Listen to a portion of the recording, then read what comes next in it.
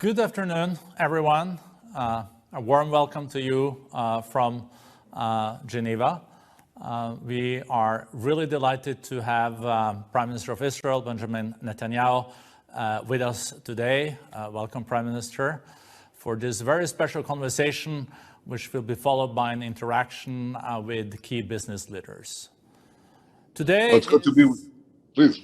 Go ahead. No, thank you. I wanted also to mention, Prime Minister, that today is the Holocaust Memorial Day, and we especially appreciate your presence here on such a day that has such a historical importance, but it's also about never forgetting. Mr. Prime Minister, your contribution to the Davos Agenda today builds on your long-standing partnership with the Forum. We have had the pleasure to have you for our annual meeting, the physical one in Davos, regularly over the past few years. And we also have launched together with your government and under your leadership a Center for the Fourth Industrial Revolution of the World Economic Forum in Israel. And you have also made huge and very important contributions to our Great Reset Dialogue series recently. Prime Minister, you have now been at the helm of the Israeli government for more than a decade. No other Prime Minister in the history of Israel has had this position as long as you. And now you're also steering your country during the challenging COVID-19 pandemic. So I think many of the viewers and partners of the Forum would really like to know how you see the coming months in Israel and in the world when it comes to the pandemic. When it comes to vaccination, I think vaccinated more than 70% of you people above 60 years old. I don't think anyone can then show the same kind of results. So please share with us, because you are also still in a lockdown situation, and the next steps. Prime Minister, floor is yours, and welcome. Thank you. It's good to be with you, Brende, and with your audience. Actually, we have vaccinated 82% of our above 60, and it's not enough. We have to vaccinate, get them at least to 95%, which is a big task, but that's about the residual of those who really oppose vaccines. It's about 5%, so we should be able to, and I intend to get it up there further. If you ask what's the challenge, we're in an arms race, except it's not an arms race, it's a race between vaccination and mutation. The mutations, especially the British mutation, but there'll be more mutations. There are more mutations, there'll be more mutations in the future. Means that we have to race as fast as we can to vaccinate first the risk groups in the population and then everyone else, and in order to give immunity, and then probably expect the companies that are producing the vaccines at this point to modify their vaccines to accommodate the mutations that they don't cover now as they develop. And then we'll have to purchase them. That's going to be our life for the coming years. I don't think that we're going to evade that, but we can overcome it. The reason we did well in Israel is, one, because we purchased a lot fast. Didn't quibble about the price. I personally got involved in it. And I said just basically to the bureaucrats, cut the whatever. I want to be diplomatic, so cut the nonsense. Please feel free to share with us very candidly. So, well, cut the C word in English or any other word that you want. I mean, this is ridiculous. You know, you'll pay a few more dollars per dose now. Tomorrow, everybody will be paying 10 times that much. So, number one, that. Number two, the legal people. I actually was on the phone with the president of, with the CEO of Pfizer, Albert Bourla. I think at 2 o'clock in the morning, he put his legal advisor on, I put our legal advisor on, and we crashed it. So you need personal leadership to move it. And basically the selling point was a real one, turns out to be true, that Israel could serve as a world laboratory for herd immunity or something approaching herd immunity very quickly. Because we have an efficient distribution system, we proved that with 4 HMOs that are at once competing and cooperating with each other. It's a unique system.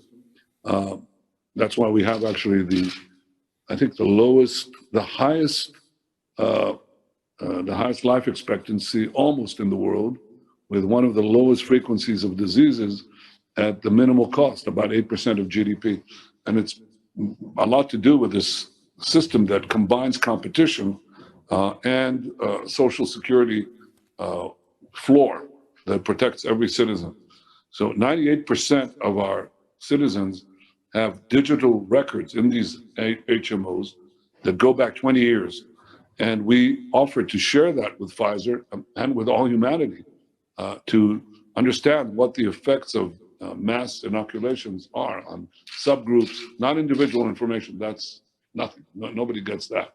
But statistical information that could prove very valuable. And the most important thing, I think, the most pressing thing, is the question of what real degree, not only of personal protection do you get from vaccines, but what is the level of preventing infections when you receive the inoculation? That's a critical question, obviously, as you want to open the economy and restore life to normal. In short, I gave Pfizer the argument that they could benefit from the data that we could produce, and they were convinced, and then we went along and did this. And in fact, our health system did exactly that. We have a digitized system for distributing health, 1,400 sites in a very small country of 9 million, and they just work it out. And again, on the distribution, I take, I don't call them that much, 5 times a day. I heard that you had been on the phone 70 times with the Pfizer CEO. So 21 times, not 17, not 70, but 21 times. Okay. But also I speak with Stefan Bancel of Moderna. I've spoken to the heads of the other companies. I think you need personal leadership here. It's like checking on munitions in a war. You really have to make sure you're getting, first of all, the stock of vaccines. Then you have to make sure that they're distributed, and they have to be distributed basically in an optimized way that keeps changing, but we're doing that. So that's basically what we have done. And I think the important thing is not merely what we've done for Israel, but the fact that Israel can serve as basically a global, really, truly a global test case, not for dangerous experiments, but to understand this safe experiment that we're carrying out. What is the best way, and what is the efficacy of using this and later Moderna inoculation to move the economies to open up the economies? What risk are we taking? What's the infection rate, and so on? So that's basically what we're doing, and I think a lot of countries will profit by it. No, thank you for that, and thank you for your leadership. But one short follow-up question on something you said that, of course, we're all concerned about now is the mutation. We have the UK piece, but we've also seen in Brazil and South Africa.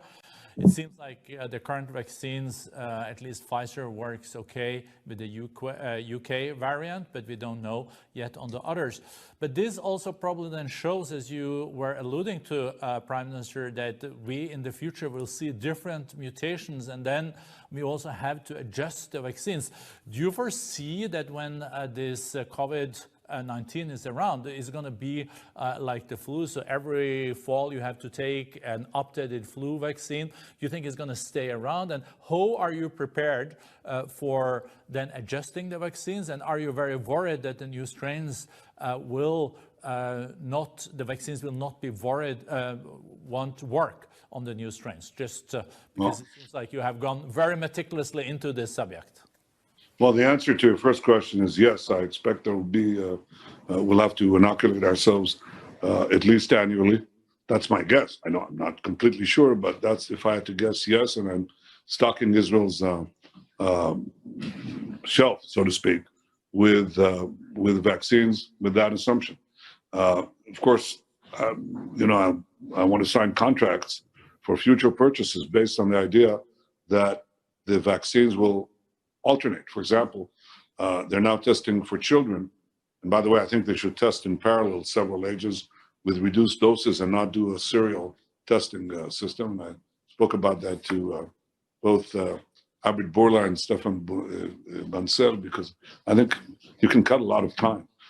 There's a lot of bureaucracy in this stuff, and where you can cut time, you should.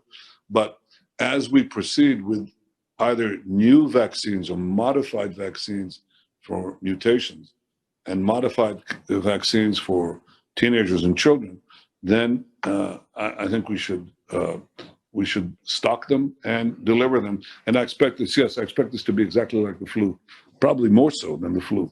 That's the first thing. And will that, you asked, I'm sorry, the second question was? It was also related to how effective the vaccines will be and are on the current new strains from South Africa. Yeah, well, I think it's just a question of time that you're going to get. Right now, the vaccines, these two vaccines, Moderna and Pfizer, are overcome the various strains that have appeared that we know about and that they've tested. But if you ask me, statistically, it's just probabilistically, okay, it's just a question of time. And I'm not sure a lot of time. Don't pretend to be an expert on vaccines. But I think that from what I can ascertain from talking to the people who are experts in this, it's just a question of time before we hit a strain that the current vaccines are not susceptible to it. And because of that, the risk that would happen, I shut down the airports. I'm the first country in the world to totally shut down commercial flights. Totally. No commercial flights, nothing. If we have emergency flights, we have the Air Force or private carriers, but the idea of, and I'm shutting the land borders too. I'm just shutting it down because, what's the point? All the mutations that you see today, the South African, the British, the Brazilian, and so on, that's already you're 2 weeks too late. They've already gone. And the new ones you wouldn't know about for another several weeks or whatever. So I've shut down the borders too, because I can do something that other countries I think would like to do too, and they might be able to do it. And that is to inoculate millions of people in the time that I close the country and try to win the race between mutation and vaccination. Well, thank you so much, Prime Minister. We know that we have limited time, so I wanted to go first to Stefan Uschmann, Chair and of the Executive Board and CEO of Merck. Stefan, are you with us? I think you're ready for asking a question to the Prime Minister. Thank you. Thank you very much, Prime Minister. Israel has such a vibrant innovation ecosystem, and I wanted to ask you a question that goes beyond the pandemic. My company, Merck, has been in Israel for more than 50 years. We're working closely with many institutions, like our friends at the Weizmann Institute or Hebrew University are like family members to us. And we have R&D centers in different businesses, in biopharma, in life science, in electronic materials. Israel has, as I said, such a vibrant scene. You have more PhDs per capita than anywhere else. You have this incredible innovation network. You have high-ranking government officials rolling out a very clear policy, and we have so many things to tackle through science and technology within this pandemic and beyond the pandemic. I had the chance to discuss these topics with you together with Chancellor Merkel. Could you tell us what would be your advice to other nations? How can we use science and technology to tackle these problems and do the right thing for our countries? What can we learn from Israel?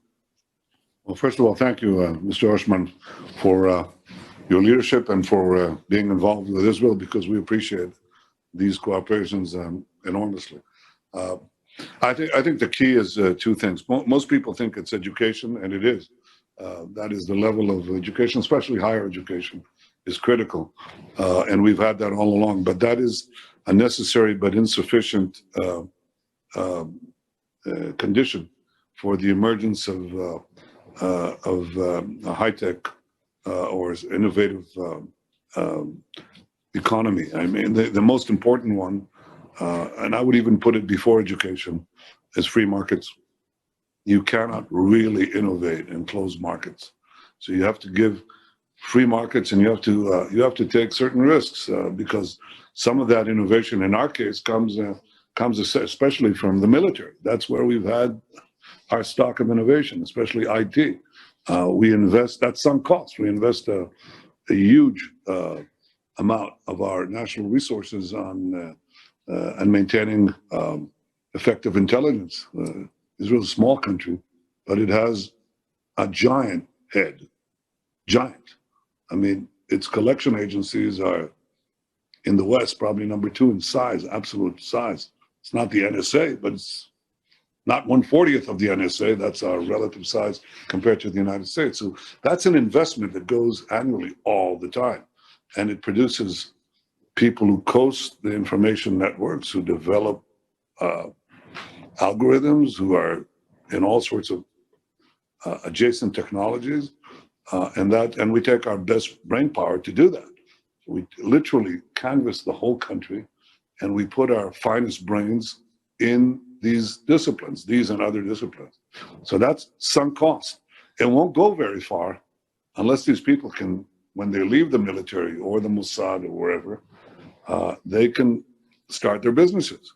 And if they find a web of bureaucracy and ridiculously high taxes, which Israel had for years, they'll go elsewhere. Like my brother-in-law was a pilot and a very gifted high-tech guy who went to California and worked for this small company called Intel, But his son is one of the great, he's a young guy. He's in Israel now because the environment changed. We changed the environment. We made it a very pro-business environment. We just submitted to the Knesset the last one, which is absurd that we didn't have it, but Israeli insurance funds and pension funds could not invest, angel investment in high-tech was not possible. We just changed that. So everything you saw is still carrying a burden of bureaucracy, and that's our growth opportunity is our bureaucracy. Everything you see in Israel, this fantastic growth, has been done with the iron boot of bureaucracy, holding down the spring of additional innovation. And the best growth possibility that we have, and any country has, is just removing it and let the spring move out. You just get 10 years of growth for nothing, just by reducing these absurd things. I'm telling you this because I chair very few ministerial committees, defense and foreign affairs, that's clear. But I chair another committee, which is deregulation. And we moved from being close to last place in the OECD, next to the last place of the OECD. In 5 years, we moved 18 places because every 2 weeks I sit down with this regulation committee, my director general, and we just cut, slash as much as we can. So I would say deregulate, open up your economies, in addition to having education. If you happen to require a military, make sure it's focused on brains before brawn. That's essentially the story of what Israel has done. Thank you so much, Prime Minister. Fighting red tape, but also I looked at the numbers. I think Israel is #1 in the world when it comes to allocating FD to its universities and also different institutions. Education and free markets. It really is. So we have 2 CEOs to go. So what I will suggest, Prime Minister, with your permission, that we will take the 2 questions from the CEOs and then you can answer, and we'll also be on Swiss time. The first question is quite historic, though, because it's also part of the Abraham Accord. We have a leading CEO from the UAE with us. So good to see you, Hadim Al-Darai, Vice Chair and co-founder of Al-Dara Holding. Welcome. A year ago, I guess I wouldn't necessarily have seen you in this session together with Prime Minister Netanyahu. So over to you. Thank you, Mr. Borge. Your Excellency, thank you very much for your enlightening words. If we learn a lesson from this pandemic, is the importance of medicine and food. And when we talk about food, I think we must address a very long-lasting issues, which is water and environment. Your Excellency, as you know, water is the most important national resource for the continuity and sustainability of life for human and for food production. Many countries are suffering from water scarcity and shortage, also from the pollution of its own resources, which makes potable water is even scarcer. As a consequence, many countries like yours have taken the initiative to develop plans, programs, and strategy aimed at preserving and developing water resources and preventing its contamination and pollution. Your Excellency, do you think that the ongoing efforts on this front are sufficient, or would you need more efforts at the global level to address such challenge? How can an integrated global system help and preserve and develop the environment while reducing the impact of climate change and pollution on the millions of people affected? Thank you very much. Thank you, Mr. Aldera. First, let me say that everyone in Israel is supremely delighted with the peace that we have. It's a warm peace between the Emirates and Israel and Bahrain. Just tremendous, I have to say. And now Morocco and Sudan, because it's a warm peace and it's going to be it already is an economic peace. We barely signed the documents, and the tens of thousands of Israelis went to Dubai, and Emiratis are coming to Israel, and the business people are just going bananas. They're doing fantastic deals. It's going to be great because the Emirates proved to be, as I've always seen them, as tremendously entrepreneurial, and they're guided by a visionary leader, Mohammed bin Zayed. Sheikh Mohammed is a visionary leader. He understands the power of innovation and the power to dare, to dream. And so, he also dared and dreamed. We did this together to have this new kind of peace that is changing the relations between Israelis and Arabs. And I have to tell you, Arabs and Jews in Israel too. I mean, it's unbelievable what this is doing. So now to answer your question, I think water is going to be a huge challenge, and I think we can overcome it as many other things with technology.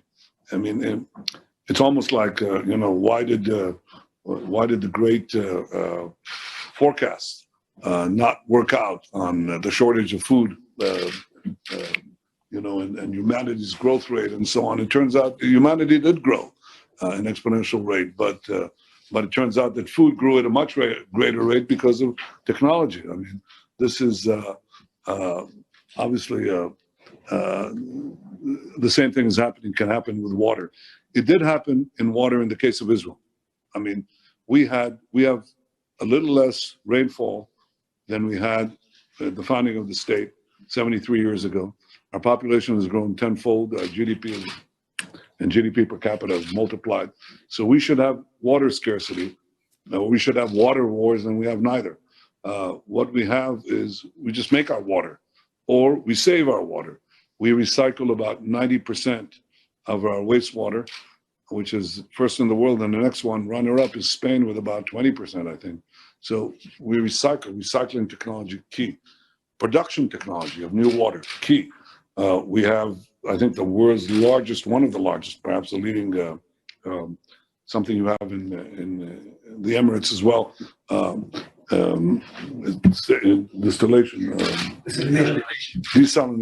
desalination plants along the Mediterranean, and we're using solar technology. We intend to be a world leader, the world leader in 10 years in producing solar energy, and so we can desalinate water without using without unnecessary pollution, and these things are combined. So we now have more water than we need. If we need more water, we make it. Since you can't make it at nighttime and in winter months, and you sometimes make more than you need in the summer, we're reversing our supply from the Sea of Galilee, which we use to carry water down to the parched south of our country. We're actually pushing water back to the reservoir. We're pushing it in the other direction during the winter time. So I think these are creative things, how to prevent leakage and so on from water systems, pipes. You can use technology. You can overcome the world's water problems. We are sharing this with countries from China to you name it. South America, Africa. We share this technology gladly because I think we're, as Corona has shown us, we're all in one boat. We're really in one boat. If we can plug the holes in the boat, we'll all be better off. Thank you. We're all glad that Malthus was terribly wrong, and we support more crop per drop. We have one more question left. I don't want to have such a leader as Nikesh Arora, CEO and chair of Palo Alto Networks, not having a chance to come with his question. Nikesh, floor is yours. Thank you, Borge. Prime Minister, thank you very much for your insights. You may not remember, 7 years ago we met in Davos, and you told me how Israel is a powerhouse in cybersecurity. And 7 years later, I find myself running one of the largest cybersecurity companies in the world. Now, we've had a phenomenal cooperation with Israel. We have some great people we've been able to work with, acquire. We have a very large team in Tel Aviv, so thank you very much for your leadership on that as well. You alluded to some of the reasons why, even 7 years ago and even recently with Stefan's question, on why you were able to turn Israel into a powerhouse on the cyber topic.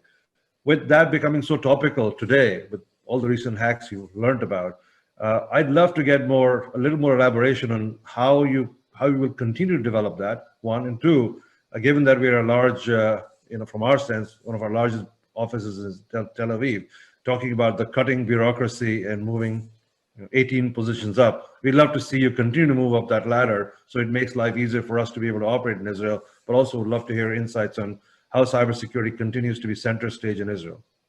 Well, Nikesh, I can tell you that I've already acted on your behalf, although I can't tell you that it was my first goal because I had immense pressure after we developed basically a very robust cybersecurity industry, which meant basically allowing all these gifted people who leave our cybersecurity units to form their companies and partner with people like yourselves, your companies. We had immense pressure from the people whose job it is to protect our secrets to begin to regulate cyber the way you regulate arms industry. And I resisted it because I said that cyber is different because it's going to be affecting every single thing that we do because we're digitizing the world. It's clear. And as that goes up, cybersecurity requirements go up. And if we block that, we block a growth industry and so on. So far I've held the line, I want you to know, which is not easy. I'm doing my part. But what we have done is basically done that, avoid excessive regulation, enable the finest minds we have to go out and create their companies, which they do. And it's very robust. I think we're number 2 right now in the world in absolute formation of companies and capital investments in cyber. And we're a country of 9 million people. And the other thing that we do is, and I think it's important, is that sunk cost that I described to you of our cybersecurity units and our intelligence units. We are moving to the south of the country and allowing a whole, what you call in the jargon, ecosystem to develop around it, which basically says you take the military, you take the academy, and you take the businesses, and you put them within, now listen to this, you put them within walking distance. And I'm sure in Palo Alto, I don't know if it's walking distance or jogging distance, but you think that's unimportant. It's amazingly important, to have that interaction so that, the fermentation takes place, allow foreign companies and governments to partake in this, obviously within certain limits, but try to lower the limits and keep your taxes low and keep your regulation low. That's basically what we're doing. Now that's for the industrial side of it, for the business side of it. I think that cyber presents new problems, big problems. I think the biggest problem is that if you have real big actors, state actors, the problem of deterrence in cyber is different from the problem of deterrence in other forms of attacks. So the defense is somewhat more complicated. We took a national defense agency, established it, gave it authority to regulate businesses and so on. And we really organized the question of defense, national defense, the Air Force, whatever, critical facilities on the one side and businesses. This is a huge, I mean, this is conceptually, I think, one of the most challenging things. And, you know, the most difficult, the most complex problem conceptually is to simplify a complex thing. So try to simplify it and give it clear foundations. But the defense against cyber attacks, especially state cyber attacks, is complicated. And I'm not sure I want to get into that, but I think that's becoming a big part, in addition to cyber crime and everything else that you're fully familiar with. I guess attribution yeah, please go ahead. is the problem. Please. The attribution piece is a problem when you want to retaliate, isn't it? No, I think you know. I think you know. A lot of times, actually, you do know. But then it gets into the question of mind games. You know, I don't want to start playing those games. You know, I'm sort of off duty now. I'm doing this for a living every day or so. You know, so I'd rather not get into that. But I think it's very challenging. The one thing I would say to deal with Nikash's problem, the question, it is not merely to not overregulate. If you have the investments already, we do all the time. But the question is, how much do you want to direct your funding, state funding? I'm always resistant to that. You know, I don't usually direct. I worked in the Boston Consulting Group, so, you know, there was a case study there of actually doing a strategy for a country, and I felt very uneasy with that, because I think the best regulator is market forces. It really allows you, let the markets work, and they'll usually choose better than you do. But we don't have a choice. Certainly in defense matters, we don't have a choice. And in cyber, really the investment, the most important investment you can make in cyber, other than having the free economy that we need for any innovation, the most important investment you can make in cyber is mathematics. A lot of mathematics, a lot of mathematics. And I say mathematics and not just computation, because I think mathematics is more important. And it's going to be more important as we move along into other disciplines. Mathematics is it. So that's it. It's like I find myself like being in that man in the film, The Graduate. Remember plastics? It's mathematics. Thank you so much, Prime Minister. You know, we could have gone on because it's fascinating to listen to you. But I remember when I was a young speechwriter in the Parliament, the person that I was writing the speeches for said, "End before people want you to end." But and here we still could have continued. People wanted you to continue, Prime Minister, but I think we ended at a good time. Thank you for answers, and looking forward next year to see you back in the real Davos in the winter. Thank you, Borge. And I have to tell you, this was the most diplomatic cutoff that I ever heard. Congratulations. Thank you. Thank you. Bye-bye. Stay safe.